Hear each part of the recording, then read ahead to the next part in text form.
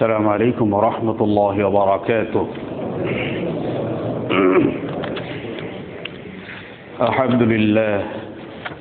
الحمد لله وكفى والسلام على عباده الذين اصطفى أما بعد فأعوذ بالله من الشيطان الرجيم بسم الله الرحمن الرحيم والذين آمنوا واتبعتهم ذريتهم بإيمان ألحقنا بهم ذريتهم وما ألتناهم من عملهم من شيء صدق الله العظيم.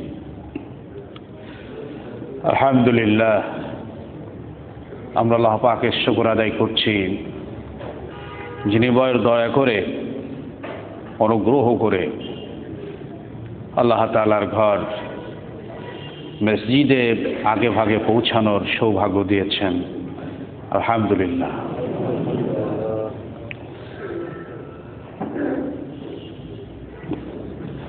আমরা গত 2 সপ্তাহ যাবত আলোচনা করছিলাম সন্তান তার মা বাবার জন্য কি করবে, তার করণীয় কি। আজকের আমাদের কলিজার টুকরা সন্তানগুলো বিজাতীয় কুসংস্কৃতির প্রভাবে আমাদের মা বাপ এবং পারিবারিক যেভাবে সুসংহত থাকার দরকার ছিল, যে সম্প্রীতিপূর্ণ পরিবেশ বজায় থাকার দরকার ছিল, সেখান থেকে আমরা বেশ খানিকটা পিছিয়ে। নবী করিম সাল্লাল্লাহু আলাইহি ওয়াসাল্লাম এই ব্যাপারে আসমান থেকে যে বিধান আমাদের জন্য উপস্থাপন করেছেন, সে বিষয়টি নিয়ে আমরা গত 2 সপ্তাহ আলোচনা করলাম। একজন সন্তান তার মা বাবার জন্য কি কি করবে, শরিয়ত তার উপরে কি নির্দেশনা দেয়, আল্লাহ পাকের পক্ষ থেকে তার উপরে আরোপিত বিধানগুলো কি। আসুন আজকে আমরা আলোচনা করব মা বাপ যোগ্য পিতামাতা হিসাবে সন্তানদের জন্য তাদের উপর কি আরোপিত দায়িত্ব, তার কতটুকু পালন করছেন এই বিষয়টি নিয়ে, এবং সন্তান তার মা বাবার জন্য এই পৃথিবীর সবচাইতে বড় সম্পদ, এই কথাটা আজকের আলোচনায় আশা করি ফুটে উঠবে। আল্লাহ পাক আমাদের তৌফিক দান করুন। কোরআনে কারিম আল্লাহ পাক বলছেন, ওয়াল্লাযীনা আমানু ওয়াত্তাবাআতহুম যুররিয়াতুহুম, যারা ঈমান এনেছেন এবং তার সন্তানেরা ঈমানের সাথেই মা বাবার আনুগত্য করেছে, আলহাকনা বিহিম যুররিয়াতাহুম, আল্লাহ পাক বলেছেন আমি ওই সকল ঈমানদারদেরকে তাদের সন্তানদের সাথে জান্নাতে মিলিয়ে দিব। এই পৃথিবীতে মানুষ অনেক কষ্ট করে, অনেক ঘাত প্রতিঘাত প্রতিকূলতাকে উপেক্ষা করে একটু অবস্থানে দাঁড়ায়, কিন্তু সন্তানকে কোনো ক্রমেই সে কষ্ট এবং যন্ত্রণা ভোগ করুক, কোনো দুরবস্থায় থাকুক, এটা কোনো মা কোনো বাবা বরদাস্ত করে না। অথচ তাদের জীবনটা কত তিক্ত অভিজ্ঞতা নিয়ে এই পর্যায়ে পৌঁছেছে, সন্তানকে ভালো রাখার জন্য তাদের আপ্রাণ চেষ্টা থাকে, বুঝতেই দেয় না। তো এই পৃথিবীর ক্ষণস্থায়ী, মাত্র কিছুক্ষণের জন্য আমরা আমাদের সন্তানদের ব্যাপারে এ ধরনের তীব্র আশা আকাঙ্ক্ষা এবং তার বাস্তবায়ন করে থাকি, কিন্তু এই জীবন তো জীবন না। এই জীবনের পরে একটা চিরস্থায়ী মহাকালের জীবন আছে, যার শুধু সূচনাই আছে, পরিসমাপ্তি জীবনও কোনোদিন ঘটবে না। ওই জীবনেও আমার সন্তান সুখে থাকুক, শান্তিতে থাকুক, নিরাপদে থাকুক, আল্লাহর জান্নাতে থাকুক, এটা অবশ্যই আমার কামনা হওয়া উচিত। দুনিয়ার জীবন দুঃখ দুর্দশা এটা খুব বেশিক্ষণের জন্য না, এটা খুব বড় কিছু না, কোনো না কোনো ভাবে এটা কেটে যাবে। ফারহুন ওয়া হুজনুন মাররাতান লাল হুজনুদ্দামা ওয়ালা সুরুরু, সুখ দুঃখ ক্ষণিকের রয়ে না সর্বক্ষণ, ভোর এলে সন্ধ্যা বেলা থাকে বৃন্দাবন। আজকের দুঃখ আছে, কালকে আল্লাহর মেহেরবানি সুখ প্রতিষ্ঠিত হবে। কালের চক্র এভাবেই ঘূর্ণয়মান, আজকে ভালো অবস্থায় কালকে খারাপ অবস্থায়, আজকে খারাপ অবস্থায় কালকে ভালো অবস্থায়, এটাই জীবন।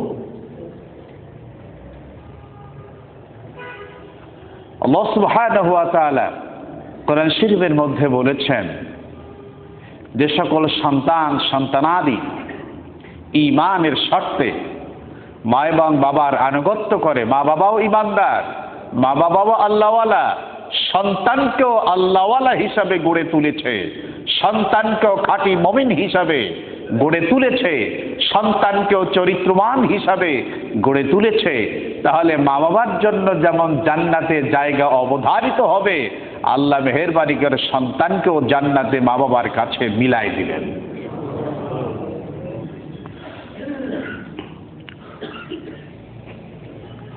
قال أبو رافع رضي الله تعالى عنه رأيت رسول الله صلى الله عليه وسلم أذن في أذن الحسن ابن علي رضي الله تعالى عنه حين ولدته فاطمة بالصلاة।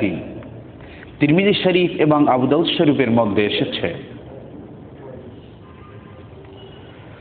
রাসূলুল্লাহ সাল্লাল্লাহু আলাইহি সাল্লামের সাহাবী হযরত আবু রাফি রাদিয়াল্লাহু তাআলা আনহু বলেছেন, আমি দেখেছি রাসূলুল্লাহ সাল্লাল্লাহু আলাইহি সাল্লাম হাসান বিন আলী রাদিয়াল্লাহু তাআলা আনহুমা যখন জন্মগ্রহণ করলেন,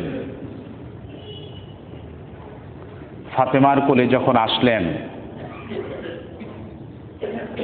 তো রাসূলুল্লাহ সাল্লাল্লাহু আলাইহি ওয়াসাল্লাম তখন আযান দিয়েছেন, ডান কানে আযান, বাম কানে ইকামত। আমার সন্তানাদির ব্যাপারে আমাকে একটা বড় ধরনের পরিকল্পনা করতে হবে। তার জন্মের আগ থেকে খাজা বখতিয়ার কাকি রহমতুল্লাহ আলাই উনি যখন ছোট্টবেলায় মক্তবের পাঠশালার ওস্তাদের কাছে পাঠালেন, তো ওস্তাদ তখন তাকে শিখায় অন্যান্য বাচ্চাদের মতো আউযু বিল্লাহি মিনাশ শাইতানির রাজিম, বিসমিল্লাহির রহমানির রহিম, এরকম যখন শিখান, ওস্তাদ শেখানোর আগেই, বলার আগেই এই সন্তান আউযু বিল্লাহ বিসমিল্লাহ সহ কোরআনের আয়াত পড়ে ফেলেছে। খুব আশ্চর্যান্বিত হলেন, অবাক হলেন, জিজ্ঞেস করলেন মায়ের কাছে, আচ্ছা আপনার সন্তানটি এরকম কেন? বলে, শোনেন, ও যখন আমার পেটে ছিল তখনই আমি কোরআন শরীফের 18-20 পারা মুখস্থ করে ফেলেছি। এই জন্য ওই যে সন্তান পেটে থাকা অবস্থায় কোরআন শরীফের তেলাওয়াত করেছি, আল্লাহর প্রভাবে আমার সন্তানকে জন্মগতভাবেই কোরআনের শিক্ষা দান করেছেন। কিন্তু আমরা করিটা কি? নাচ, গান, ঢোল, তবলা, বেহালা, সারিন্দা, নারিন্দা, যত রকমের নোংরা আর যত রকমের পচা গান্দা ছবিগুলো দেখতে থাকি, এগুলো না দেখলে ভালো লাগে না। তাহলে আমার সন্তান কিভাবে ভালো হবে? প্রিয় ভাই সাহেব, মনে রাখবেন, এই যে কথাগুলো আমরা বলি, এটা শুধু মসজিদের মধ্যেই সীমাবদ্ধের কথা না। রাসূলুল্লাহ সাল্লাল্লাহু আলাইহি ওয়াসাল্লাম একটি বিধ্বস্ত, একটি বিপন্ন, দুনিয়ার সবচাইতে নিষ্ঠুর, দুনিয়ার সবচাইতে নোংরা একটি পরিবেশকে যে তিনি পুনরুদ্ধার করে গোটা পৃথিবীর আগত অনাগত মানুষের জন্য তাদেরকে আদর্শের রাজতরণে প্রতিষ্ঠিত করেছিলেন, যে শিক্ষা, দীক্ষা, জ্ঞান, গরিমা, চিন্তা, চেতনা, যে আদর্শ শিক্ষা দিয়েছিলেন, তা ছিল মসজিদের মেম্বার। সুতরাং এই কথাগুলো আমাদের ঘরোয়া পরিবেশে, আমাদের সামাজিক জীবনে এগুলো বাস্তবায়ন করা জরুরি। এটা শুধু এমন নয়, মসজিদে শুক্রবারের দিনে আসলাম আর কিছুক্ষণ কথা শুনে গেলাম, সময় তো পার হয় না, অন্তত যে কয় মিনিট বলার তো উনি বলেই যাবেন আর আমরা শুনেই যাব, বিষয়টি কিন্তু তা নয়।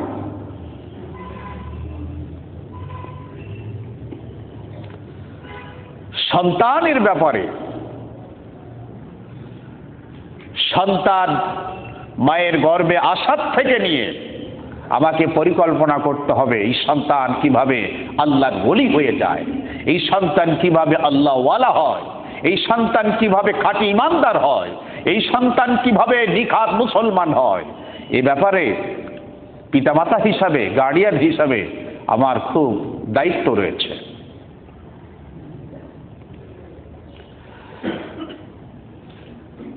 হয়তো ফাতিমা রাদিয়াল্লাহু তাআলা আনহার গর্ভে যখন হযরতে হাসান বিন আলী রাদিয়াল্লাহু তাআলা আনহু জন্মগ্রহণ করলেন, ইসলামের শিক্ষা কি? ডান কানে আযান দাও, বাম কানে ইকামত দাও।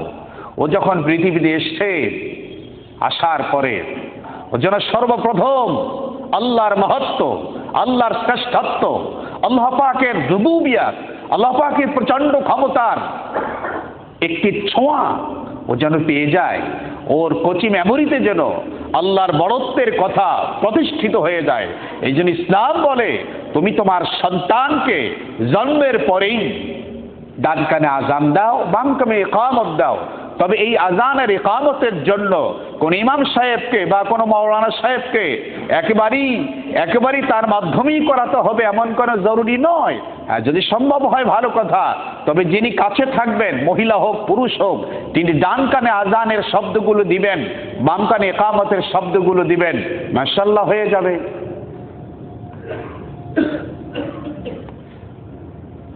সন্তান আযানের শব্দগুলো পেল, ইকামতের শব্দগুলো পেল, এই সন্তান আল্লাহ চাহে তো কোনোদিন পথভ্রষ্ট হবে না, সে দিনের উপর থাকবে। তার জীবনের সূচনাটাই হয়েছে আল্লাহর নামের উপরে।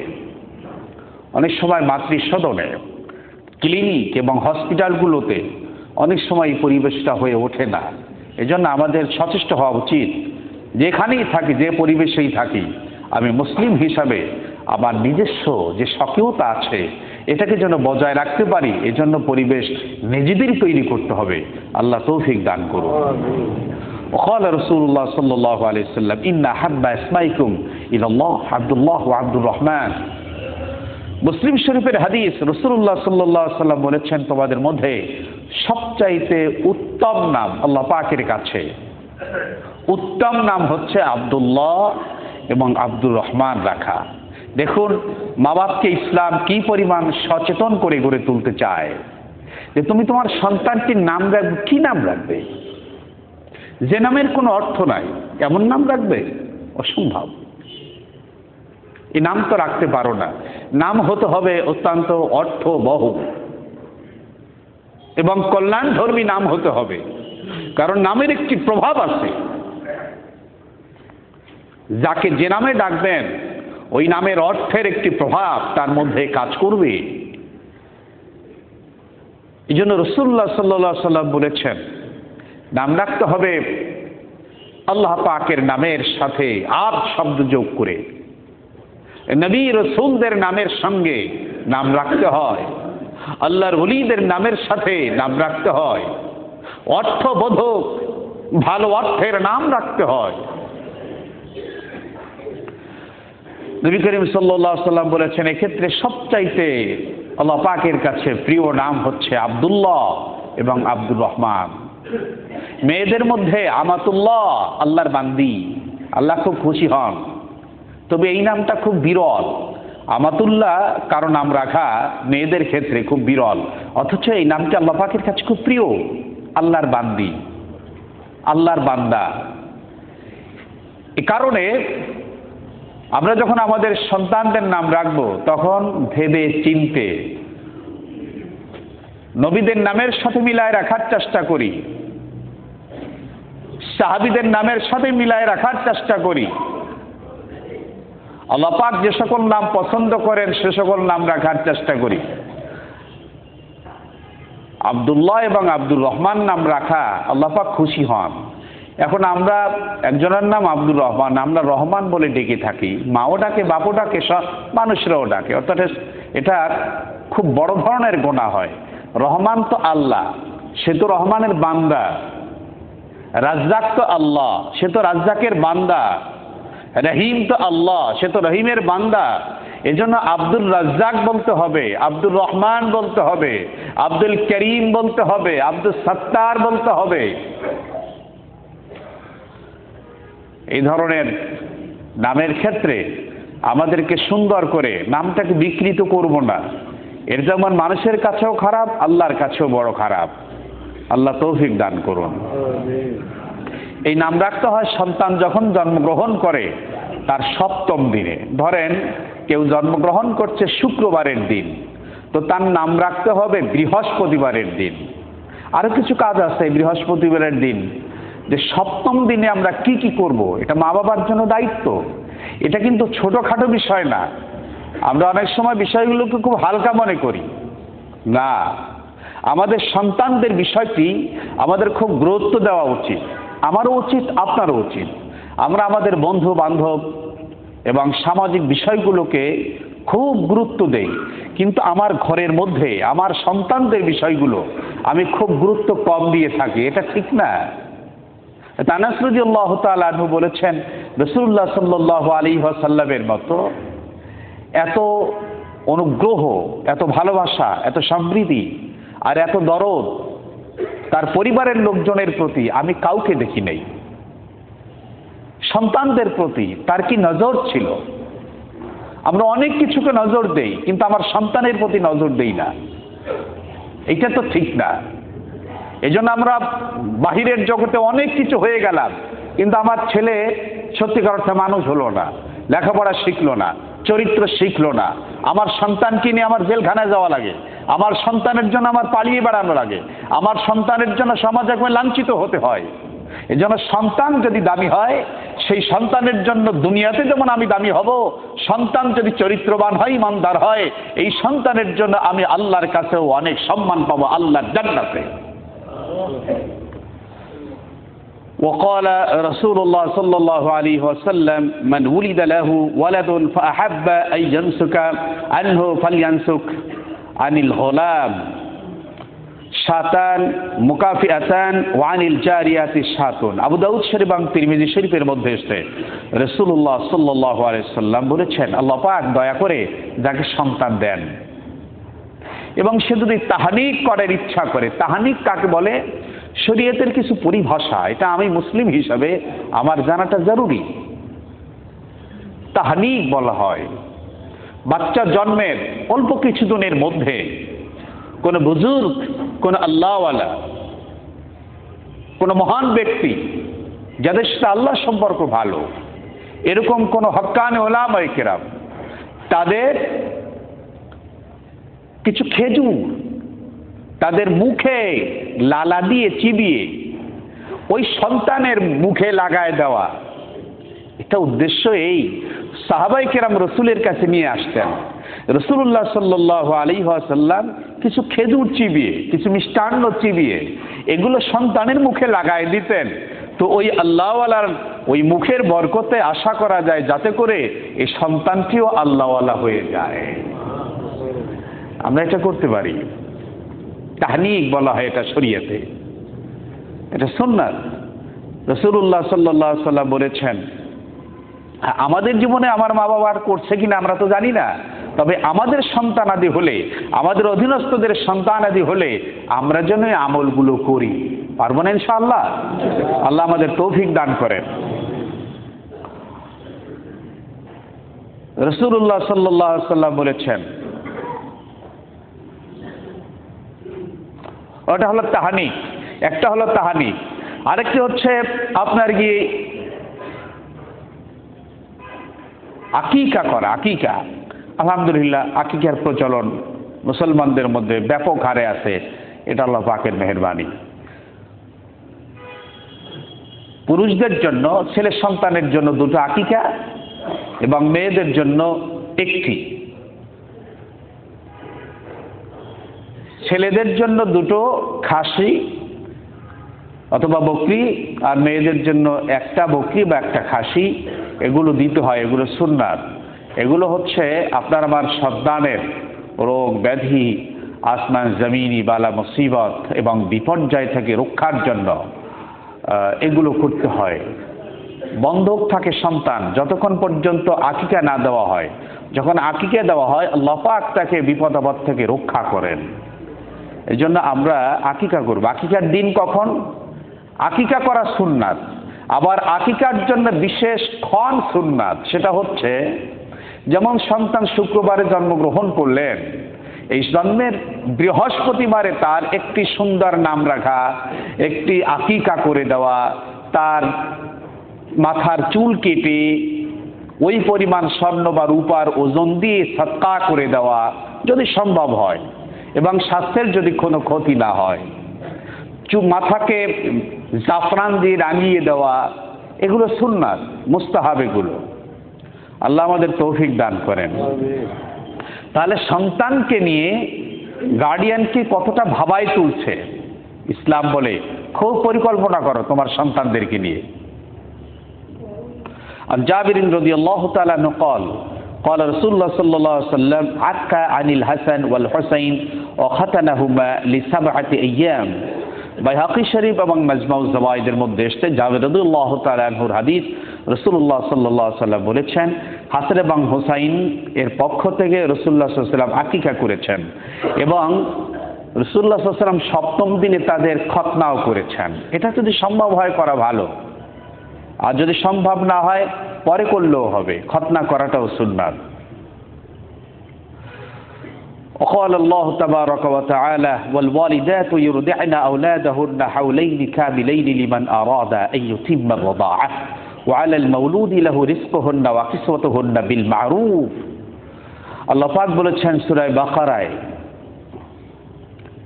والوالدات يرضعن, মায়েদের দায়িত্ব হচ্ছে তাদের সন্তানদেরকে দুধ পান করাবে, হাউলাইনি কামিলাইন লিমান আরাদা, দুটি পূর্ণ বছর যদি তারা পূর্ণ করতে ইচ্ছে করে।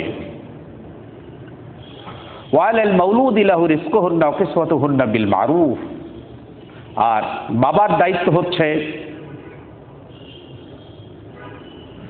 স্বামীর দায়িত্ব হচ্ছে তাদের উত্তম রূপে খাদ্যের ব্যবস্থা করা, তাদের পোশাক পরিচ্ছদের ব্যবস্থা করা, তাদের ভরণ পোষণকে উত্তম রূপে ব্যবস্থা করা, এটা হচ্ছে পুরুষের জন্য দায়িত্ব। আর মা তার সন্তানের দুধ পান করাবে 2 বছর। আমরা আজকের বিজ্ঞানের কথাটাকে খুব গুরুত্ব দিচ্ছি যে শাল দুধ বলে যে জিনিসটা আছে অনেক মায়েরা খাওয়ান না, পান করান না, অথচ রাসূলুল্লাহ সাল্লাল্লাহু আলাইহি ওয়াসাল্লাম এই শাল দুধ পান করানোর ব্যাপারে, দুধ পান করানোর ব্যাপারে সন্তানকে কতটা উৎসাহিত করেছে এবং কোরআন শরীফে সরাসরি মায়েদের জন্য বলেছেন যে সন্তানকে দুধ পান করাও। আজকের বিজ্ঞান বলে মানুষের শরীরের যত অঙ্গ প্রত্যঙ্গ এবং যত সেল কোষ এগুলো সক্রিয় নয়। যারা শাল দুধ পান করে এবং শাল দুধ দিয়ে যে ওষুধ তৈরি করা হচ্ছে এগুলোকে রিজেনারেট করে দেয়, এগুলোকে চালু করে দেয়, অ্যাক্টিভ করে দেয়। প্রিয় ভাই সব, এ কারণে আমাদের এই ভুল এটা থাকতে পারবে না সমাজের মধ্যে। ইসলাম যেটা বলেছে দুধ পান করাতে হবে মাকে, অনেক মায়েরা সন্তানকে দুধ পান করায় না। এ কারণেই তো সন্তানদের সাথে মায়ের ভালোবাসা থাকে না, মায়ের মহব্বত থাকে না। আমি শুনেছি জাপানে মায়েরা যখন বৃদ্ধা হয়ে যায় তখন সন্তান তাদের খবর নেয় না। ওয়েস্টার্ন কালচারেও একই অবস্থা, মায়েরা যখন বৃদ্ধা হয়ে যায়, বাবারা যখন বৃদ্ধ হয়ে যায় তখন সন্তান খবর রাখে না। আর দুধ খাওয়ানোর কারণে তো একটা গভীর আকর্ষণ তৈরি হবে, মায়ের প্রতি বাবার প্রতি ভালোবাসা তৈরি হবে, শ্রদ্ধাবোধ তৈরি হবে, সেটা নেই। এজন্য বহুলাংশেই বৃদ্ধ বয়সে মায়েরা নিজেরা আত্মহত্যা করে, খবর নেয় না, করবে চাকরি। আল্লাহ আমাদের তৌফিক দান করুন। ইসলাম সন্তানের প্রতি গার্ডিয়ানকে যে দায়িত্ব দিয়েছে সে দায়িত্ব আমাদেরকে পূর্ণ রূপে পালন করতে হবে। وقال تبارك وتعالى يا أيها الذين آمنوا قوا أنفسكم وأهليكم نارا وقودها الناس والحجارة عليها ملائكة غلاظ شداد لا يعصون الله ما أمرهم ويفعلون ما يؤمرون। আল্লাহ পাক বলেছেন, দেখুন কত ভঙ্গিতে, কত আঙ্গিকে, কত ভাষায়, কত ভাবে আল্লাহ পাক গার্ডিয়ানকে সতর্ক করছেন,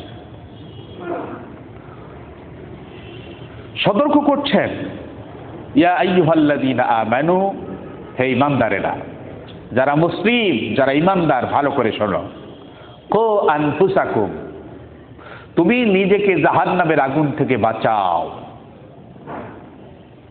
জাহান্নামের আগুন বড় মারাত্মক। ওয়ানজিল ইয়াওমাল আজিফা ইযিল কুলুবু লাদাল হানাজিরি কাযিমিন মা লিয-যালিমিন মিন হামিমিন ওয়ালা শাফিইন ইউতা। আল্লাহ পাক বলেছেন, কিয়ামতের ময়দানে সেই জাহান্নামের তীব্রতা আর সেই ভয়ঙ্কর আর বিভৎস যে চিত্র, এটা হবে এমন, আরে মানুষ পালাতে থাকবে, মানুষের কলিজাটা ঠোঁটের কাছে চলে আসবে। সুতরাং এই জীবন জীবন না। ইসলাম এ কথাটাই শিখায়। রাসূলুল্লাহ সাল্লাল্লাহু আলাইহি সাল্লাম এসে মানুষকে এই কথাটাই বলেছেন, রে শোনো, এই জীবন জীবন না, এরপরেই একটা আসল জীবন আছে, এটা তো মাত্র ক্ষণস্থায়ী জীবন। ওই আসল জীবনের জন্য ফিকির করো।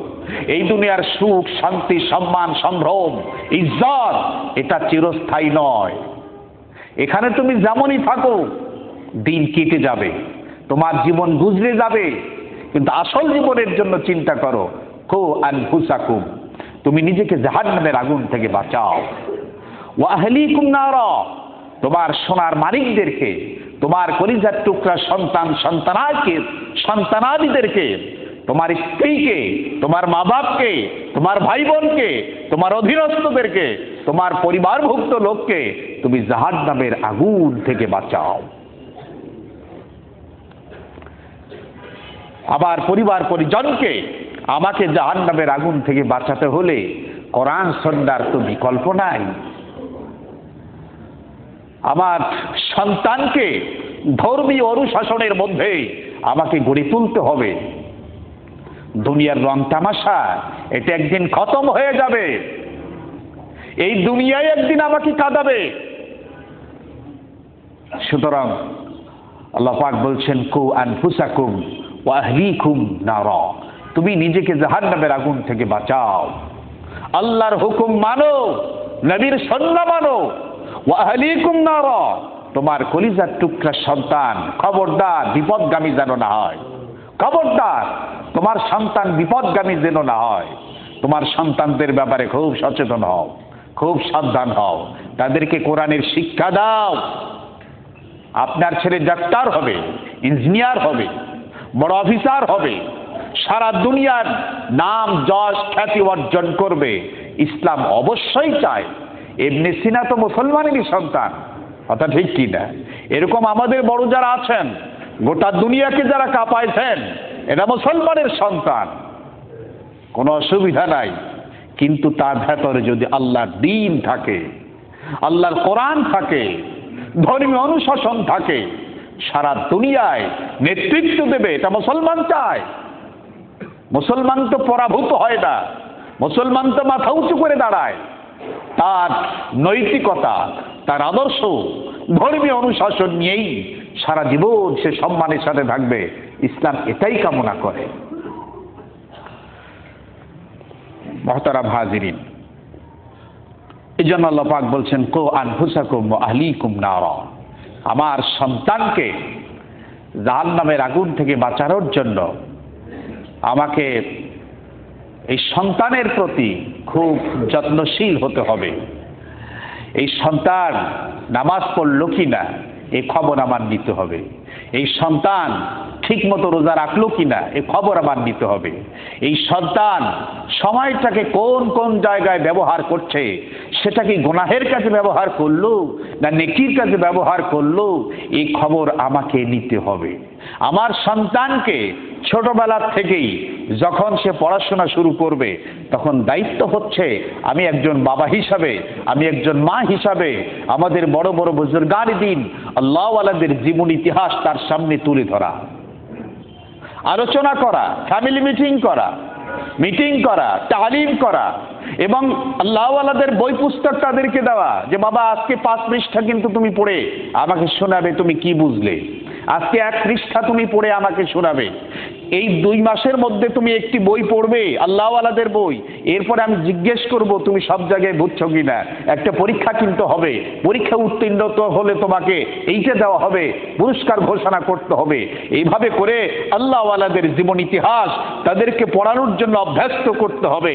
তাহলে হবে কি, এই সন্তান ছোট্টবেলা থেকে যদি আল্লাহওয়ালাদের জীবন ইতিহাস পড়ে, তাহলে তার মেধা মনন, মানসিকতা, মেন্টালিটি এটা ওইভাবেই করে তুলবে, ওইভাবে তৈরি হবে। আমেরিকার ছেলে স্কুলে গেছে, তো টিচার জিজ্ঞেস করছে সবাই কি হতে চাও? কেউ বলে আমি ইঞ্জিনিয়ার হব, কেউ বলে আমি ডাক্তার হব, কেউ বলে আমি প্রেসিডেন্ট হব, কেউ বলে আমি মন্ত্রী হব। বিভিন্ন ধরনের বাচ্চাদের মন্তব্য, প্রতিক্রিয়া। একটা ছেলে বলল আমি সাহাবী হব। এরা তো বোঝে না খ্রিস্টান, বলে সাহাবী কি জিনিস? তো ওর বাড়িতে গেছে, জিজ্ঞেস করল আচ্ছা আপনার ছেলে সবাই বললো এইটা হবে সেইটা হবে, অনেক অনেক ভালো ভালো জিনিস হওয়ার জন্য তারা বলল, কিন্তু আপনার ছেলেটা বললো আমি সাহাবী হব। ঘটনা কি? বললো আমরা প্রত্যেক দিন সাহাবায়ে কেরামের জীবন ইতিহাস আমাদের ঘরের মধ্যে আধা ঘন্টা 25 মিনিট আমরা প্রত্যেক দিন আলোচনা করি, এবং আমাদের ফ্যামিলির যারা আছে, আমাদের ছেলে মেয়ে সবাই মিলে আলোচনা করি। এই কারণে সাহাবায়ে কেরামের এই উত্তম জীবন আদর্শ, তাদের এই সুন্দর সুন্দর জীবন ইতিহাস, এগুলো পড়ে আমার ছেলেই এ কারণেই বলেছে যে আমি আর কিছু হব না, আমি সাহাবী হব। আমি আমার সন্তানকে যেটা দিব সে সেটাই শিখবে, আমি আমার সন্তানের সাথে যে ব্যবহার করব সেভাবেই তৈরি হবে। বিশ্বাস করুন, এই সন্তানকে যদি আপনি কোরআন না শিখান, সন্তানকে ধর্মীয় অনুশাসন যদি না দেন, সন্তানের প্রতি যদি সচেতন না হন, তাহলে এই সন্তানকে যখন জাহান্নামে নিক্ষেপ করার সিদ্ধান্ত হবে, তখন আল্লাহ পাকের কাছে কি বলবে? ওয়াকালু রব্বানা আরিনাল্লাযাইনি আদাল্লানা মিনাল জিন্নি ওয়াল ইনস। আল্লাহ পাকে বলবেন আল্লাহ একটু অপেক্ষা করেন, জাহান্নামে আমি যাব, আমার একটু কথা আছে। বলে আমরা তো ছোট ছিলাম, আমরা বুঝতাম না, আমাদেরকে আমার মা বাপ যে পথে পরিচালিত করেছে আমরা সেভাবেই পরিচালিত হয়েছি। আমার মা বাপ তো আমাকে জান্নাতের পথ দেখায় নাই, আমার মা বাপ তো আমাকে সুপথ দেখায় নাই, আমার মা বাপ তো আমাকে আল্লাহর পথ দেখায় নাই, আমাকে তো নবীর পথ দেখায় নাই, সাহাবীদের পথ দেখায় নাই, আল্লাহওয়ালাদের পথ দেখায় নাই, সিদ্দিকীনদের পথ দেখায় নাই, শহীদদের পথ দেখায় নাই, ভালো পথ দেখায় নাই। যত গুনাহের পথ দেখিয়েছে, যত জাহান্নামের পথ দেখিয়েছে, যত বাজে পথ দেখিয়েছে। সুতরাং আজকের যদি জাহান্নামে যাই, সে কারণে তো আমার মা বাবারও অবদান আছে। নাজআলহুমা তাহতা আকদামিহিনা লিয়াকুনা মিনাল আসফালিন।